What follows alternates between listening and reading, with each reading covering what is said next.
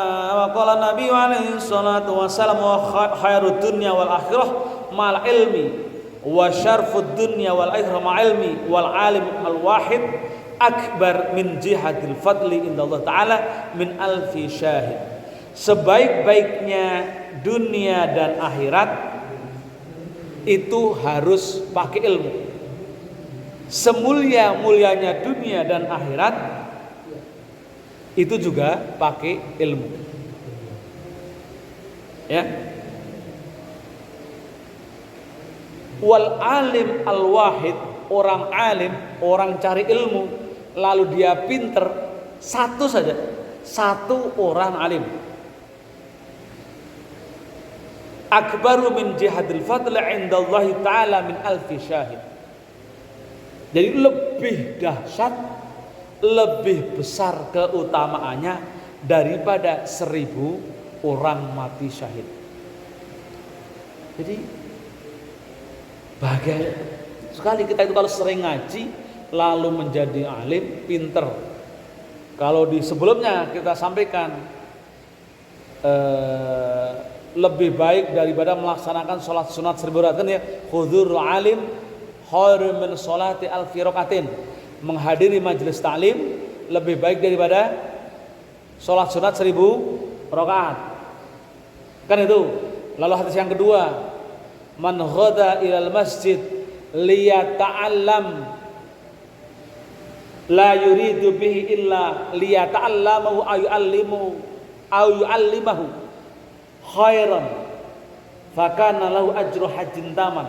Orang yang bersegera ke masjid karena ingin menuntut ilmu atau ngajar, maka baginya dapat pahala setara orang melaksanakan haji tam. Tuh. Yang ketiga kemarin, barang man shallal jamaah, barang siapa yang menunaikan sholat jamaah, thumma, kemudian dia melakukan berada di majelis ilmu, ada halaqatul ilmi setelah sholat jamaah, lalu ada halaqah ilmi. Ini kan halaqah ilmi ini, maka dia punya 6 keistimewaan. Kan begitu yang kemarin ya, 6 keistimewaan, dapat 6 keistimewaan. Salah satunya akan dipastikan rizki yang diperolehnya adalah halal. Kan begitu yang kemarin ya, akan selalu diberi kesehatan dan seterusnya. Nah ini hari ini kita dapat motivasi, informasi dari kitab ini. Orang yang menuntut ilmu lalu dia menjaga ilmunya lalu menjadi alim, satu orang itu keutamaannya lebih baik daripada 1000 orang yang mati syahid. Bahagianya kita semua ya, karena level kita lebih baik daripada orang yang 1000 orang mati syahid. Maka kemudian bodoh kalau misalkan ada orang rela bunuh diri dengan bom bunuh diri, dapat syahid. Kata siapa? Bom bunuh katanya kalau bunuh diri membunuh orang-orang kafir lalu nanti disambut 1000 bidadari, itu mah nyiksa diri. Padahal kita duduk hari ini di sini, kita tekun mendengarkan, dapat ilmunya, lalu kita menjadi alim. Kan begitu ya? Dari sisi keutamaan lebih utama daripada 1000 orang yang mati syahid. Subhanallah. Wal muradu minal alim fi hadzal hadis huwa alimun amalun bi ilmihi. Ulama penulis kitab ini menafsirkan yang disebut dengan alim di dalam hadis ini adalah orang yang memiliki ilmu lalu amalun bi ilmihi. Jadi sampai levelnya itu lebih baik daripada 1000 orang mati syahid, itu dia punya ilmu lalu kemudian mengamalkan ilmunya. Hari ini kita dapat ilmu, misalkan dapat ilmu, mau berusaha qiyamul lail, salatul lail. Nah, itu satu. Itu sama alimun wahidun afdhalu min alfi syahidin. Dapat ilmu, pengen berusaha dawamul wudu. Kan begitu. Lalu kita amalkan. Satu saja, nggak usah semuanya. Maka itu sama dengan 1000 orang mati syahid. Nah. Qala alaihi salatu wassalam, innallaha ta'ala khalaqa tahtal arsy madinatun maktuban ala babiha manzarul ulama faka'anna manzarul anbiya. Sesungguhnya Allah Ta'ala menciptakan di bawah arsy-Nya itu sebuah komplek, sebuah kota.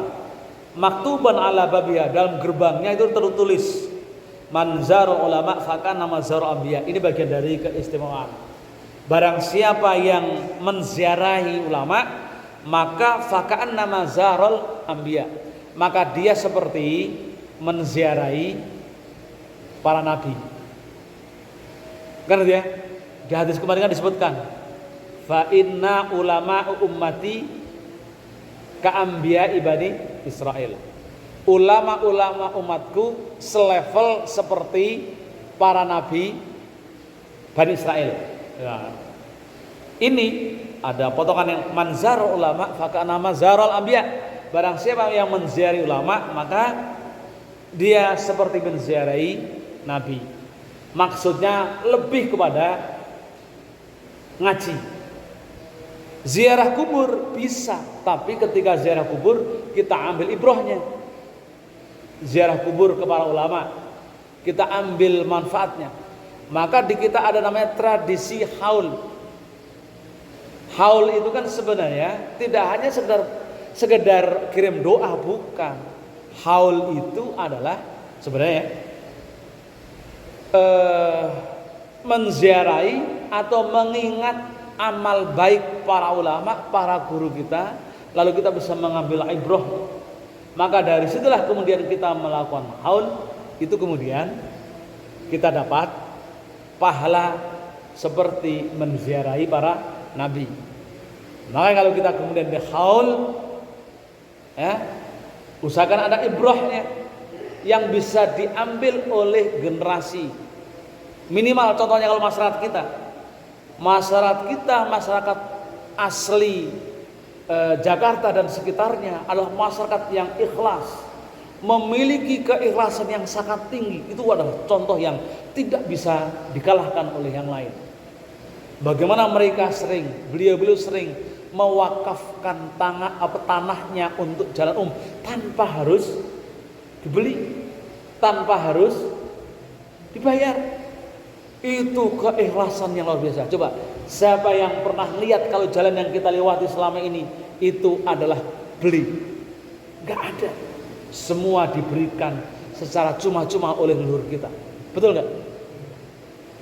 Ini beda dengan yang sekarang. Anak-anaknya ya agak beda sedikit. Baru kita malah, wah itu kan tanah kita, dipepetin, jalannya diperkecil. Lah ini anaknya, anak durhaka, cucu durhaka. Ini haul. Kalau kita haul nenek moyang kita, mbah-mbah kita, ingat itu.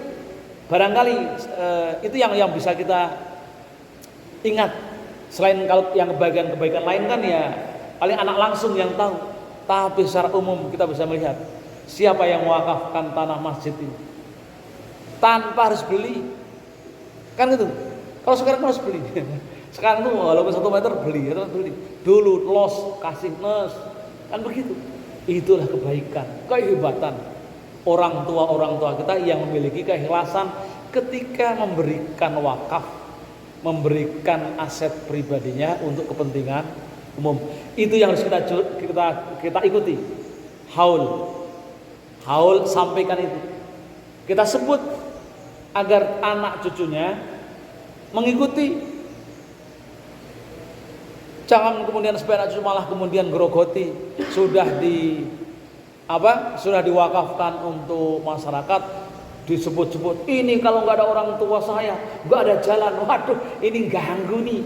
Ini cucu yang mengganggu mengganggu pahala engkongnya.